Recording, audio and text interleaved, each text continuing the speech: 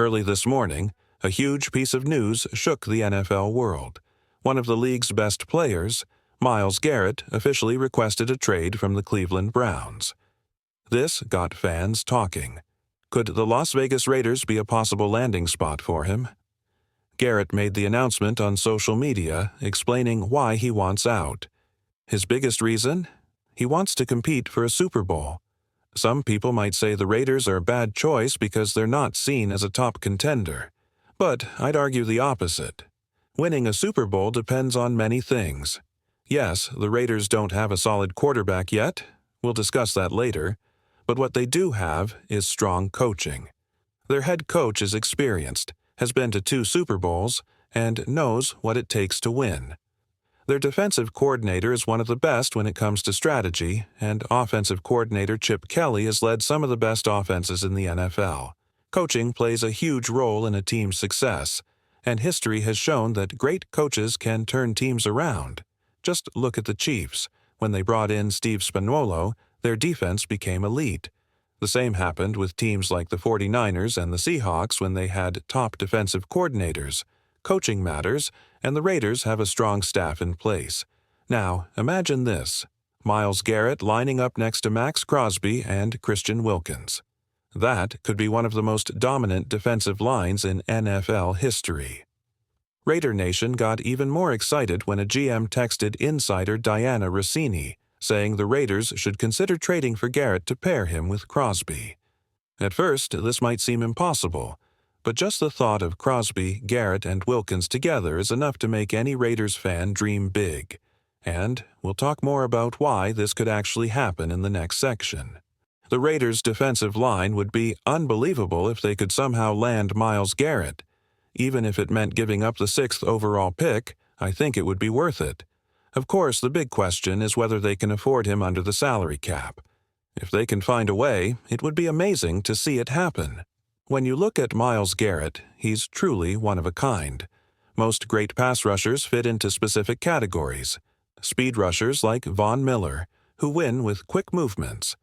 Technical masters like T.J. Watt, who use elite hand skills. Relentless workers like Maxx Crosby, who combine technique with length and effort. But Garrett has it all.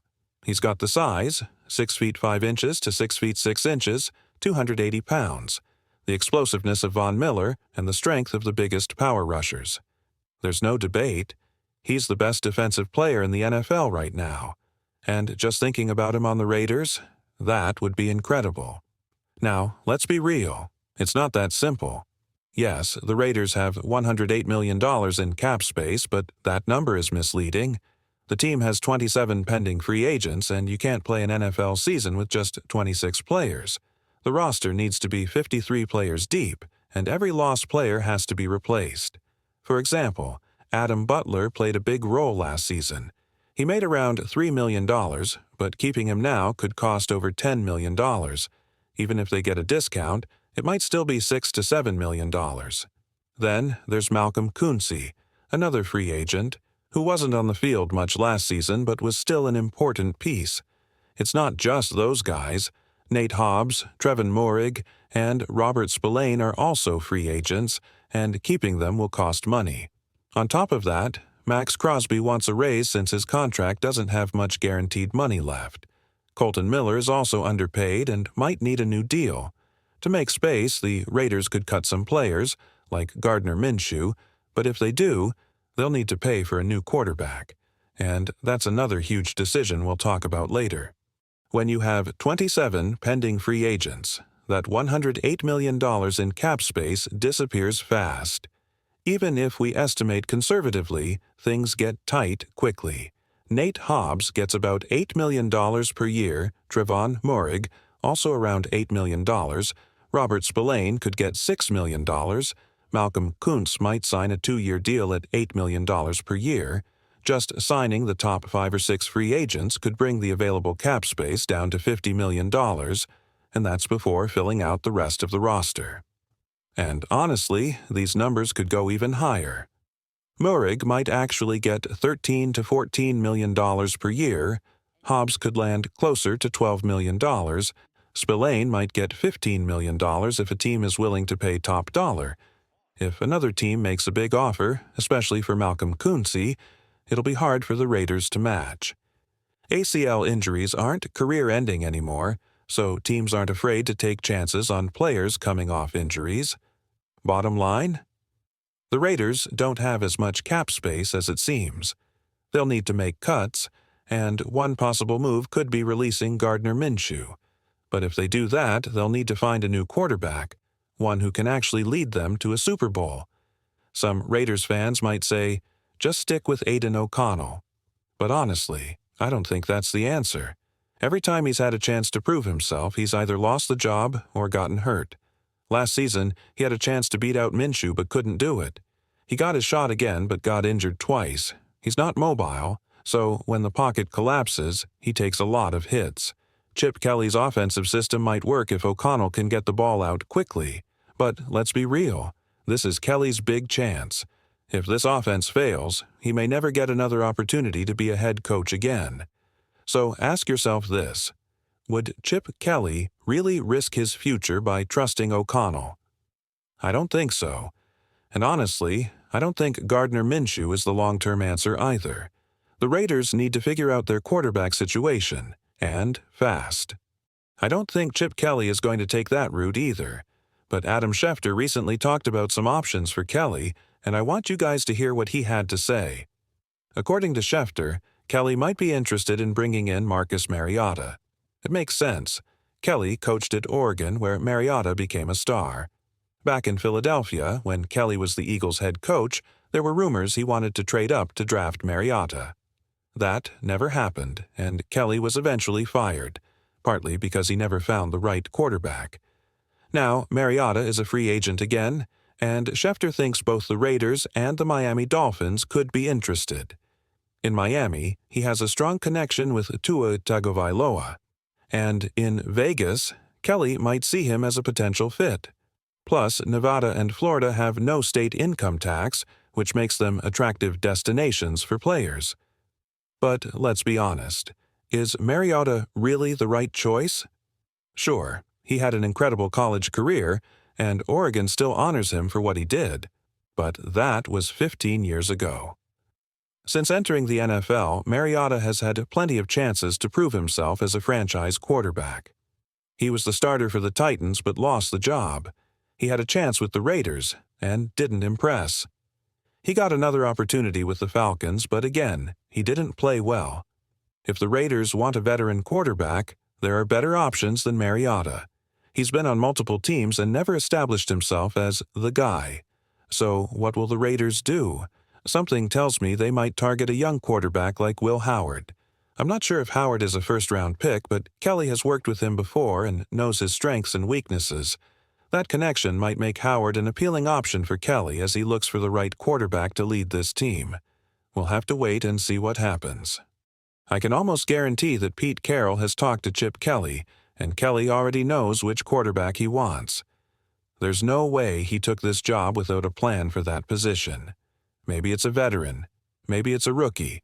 Maybe it's Will Howard. It's possible that Carroll and GM John Spytek really like Will Howard, and they see it as a perfect match. Why not hire Kelly, who coached Howard before? We'll have to wait and see how this plays out. New coaching hires. Now there's some big news about the Raiders coaching staff. The Raiders have hired Brennan Carroll as their offensive line coach and run game coordinator. If that name sounds familiar, it's because he's Pete Carroll's son. But don't think this is just nepotism. Brennan earned this job. He was the offensive coordinator and O-line coach at Washington last season. Before that, he coached at Arizona, Seattle Seahawks, Miami Hurricanes, and USC. He's developed NFL talent, like Jordan Morgan, who became a first-round pick. Even though Washington's head coach called the plays, Brennan was still in charge of the offensive line, which is a crucial job. Why this hire matters. The Raiders' offensive line needs serious improvement. 2 years ago, it was terrible. Last year, it got a little better, but it was still not good enough. Let's be real. If the Raiders want to compete for a Super Bowl, they can't go into the season with the same O-line as last year. Brennan Carroll's job is to fix that. We'll see if he can turn things around and help the Raiders build a dominant offensive line. The Raiders' offensive line still needs serious work. I'd argue they need 2 new guards, and they also need to figure out the right tackle position. Right now, DJ Glaze looks like a promising option, but let's be honest, we're not 100% sure if he's the long-term solution. The risk with DJ Glaze. If the Raiders go into the season with Glaze as the starting right tackle, there's a big risk. What if he's not good enough? What if he struggles against top pass rushers? And keep in mind, Chip Kelly's offense relies a lot on 5-man protections. That means Glaze won't get much help. If he can't handle one-on-one battles, the offense will struggle. This isn't something you can easily fix mid-season. The Raiders need to decide now, either upgrade the position or trust Glaze to get the job done. Can Brennan Carroll fix the O-line? New offensive line coach Brennan Carroll will be key in developing these players. Jackson P. Johnson looks like he could be a great center. DJ Glaze still needs a lot of work.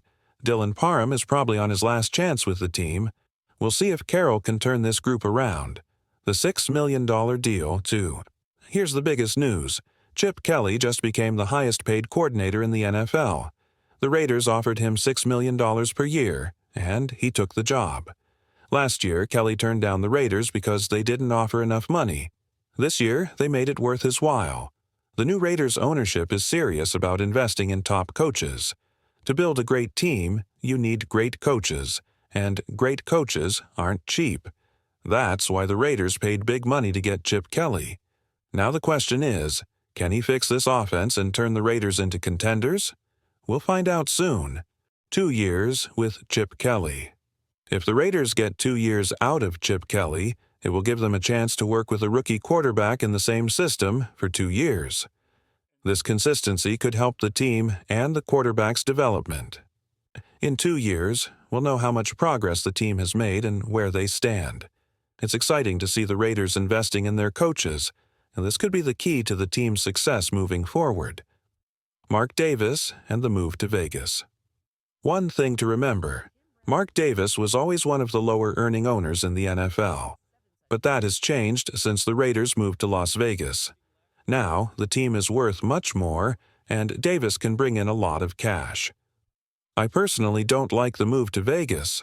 I wish they stayed in Oakland, as it would have been only an hour and a half south from where I live. But I understand why Mark Davis made the move. The Raiders are now more valuable. Davis can sell parts of the team and make a lot of money.